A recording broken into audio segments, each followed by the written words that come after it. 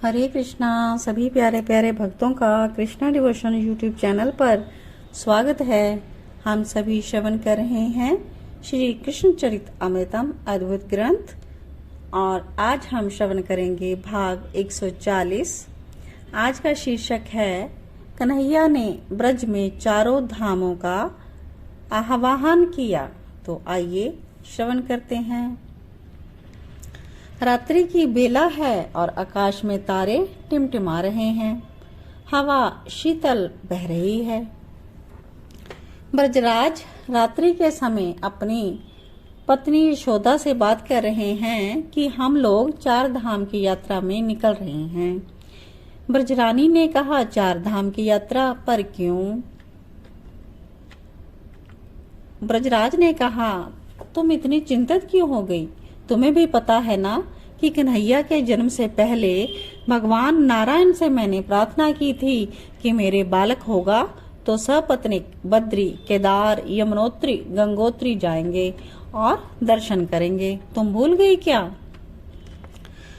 रानी ने कहा कि हाँ, मुझे याद है, पर अभी कन्हई छोटा है, 7 वर्ष का हो गया है। हमने तो पुत्र के जन्म होते ही यात्रा का संकल्प किया था, पर ब्रजरानी का मन नहीं है ब्रज छोड़ने का।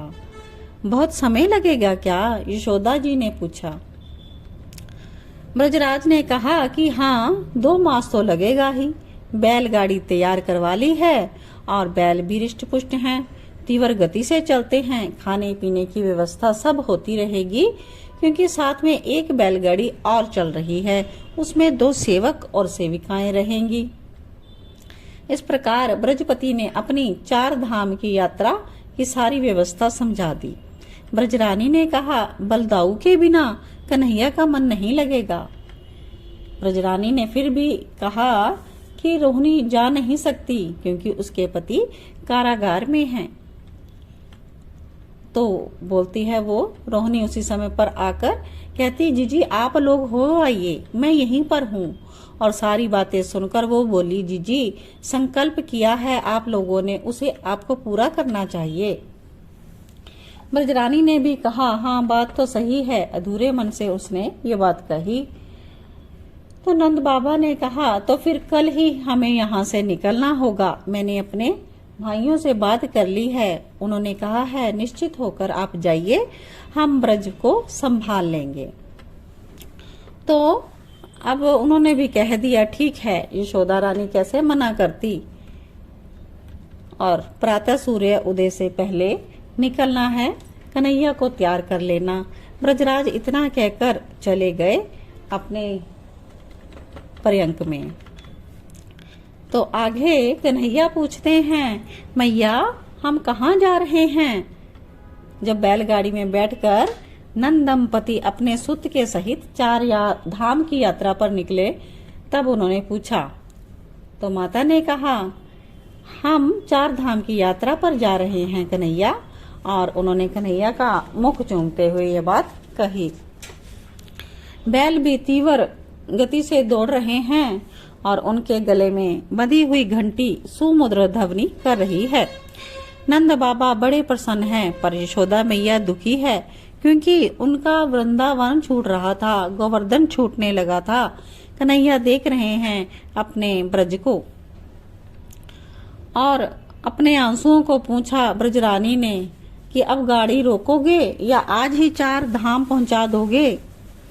ब्रजराज को आश्चर्य हो गया, तो उन्होंने कहा, तुम क्यों रो रही हो? ब्रजरानी बोली, मुझे ब्रज को छोड़ने का बहुत दुख हो रहा है।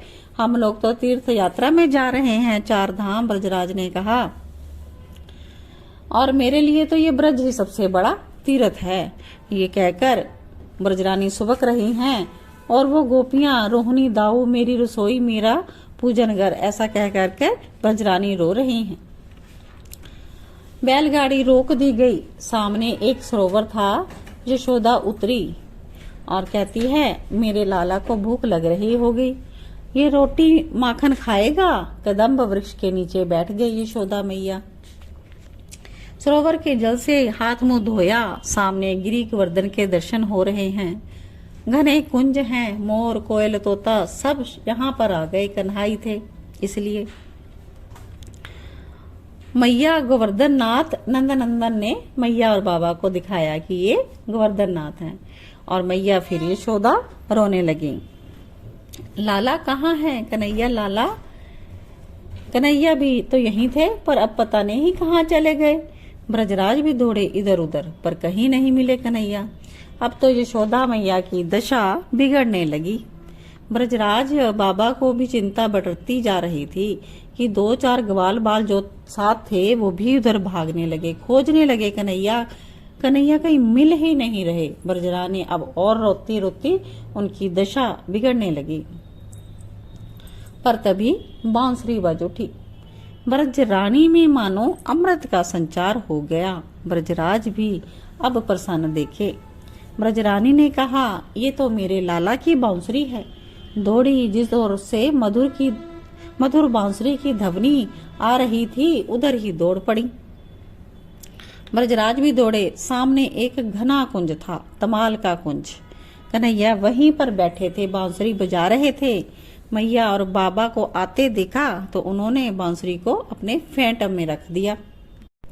कन्हैया ने कहा, बाबा एक बात कहूं? हाँ कहे। बाबा ने पूछा, बोलो क्या कहना है? यशोदा मैया के तो मानो अब प्राण आ गए, लाला जो मिल गया था।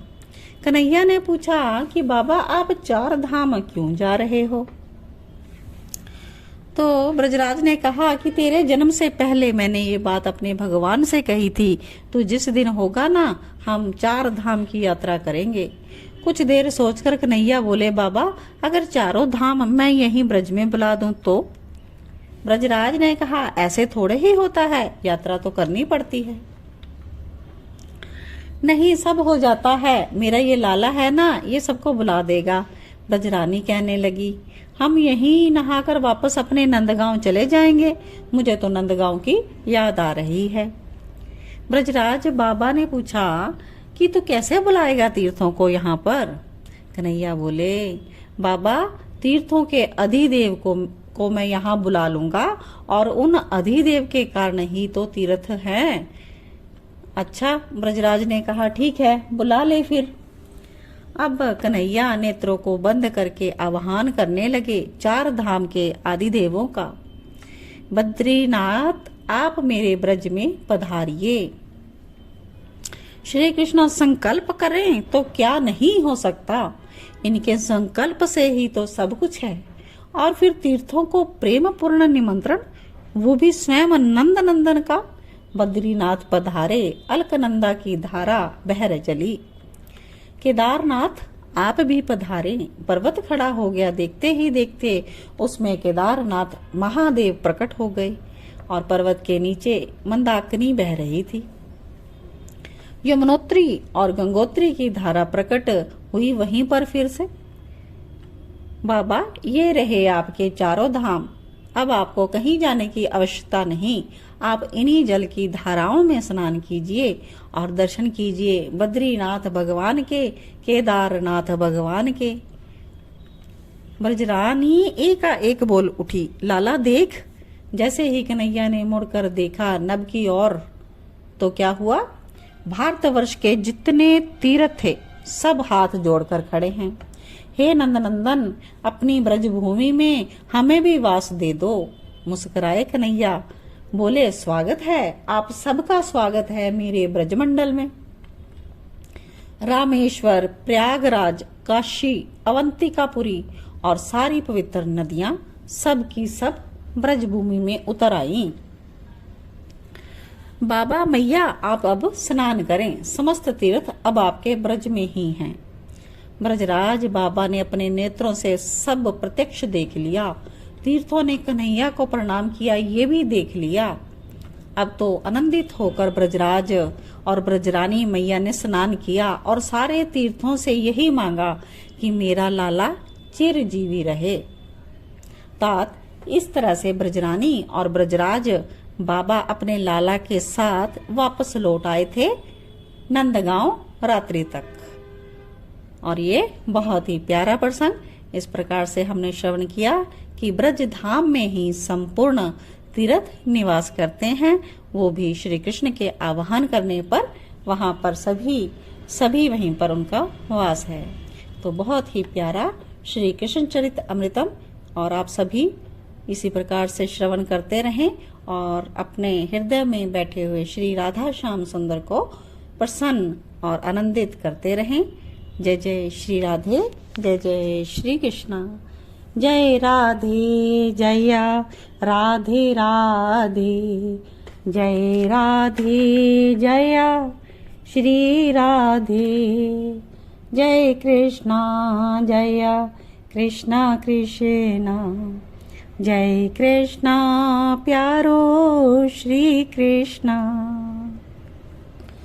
श्यामा गौरी नित्य किशोरी, प्रीतम जोड़ी प्यारी श्री राधे।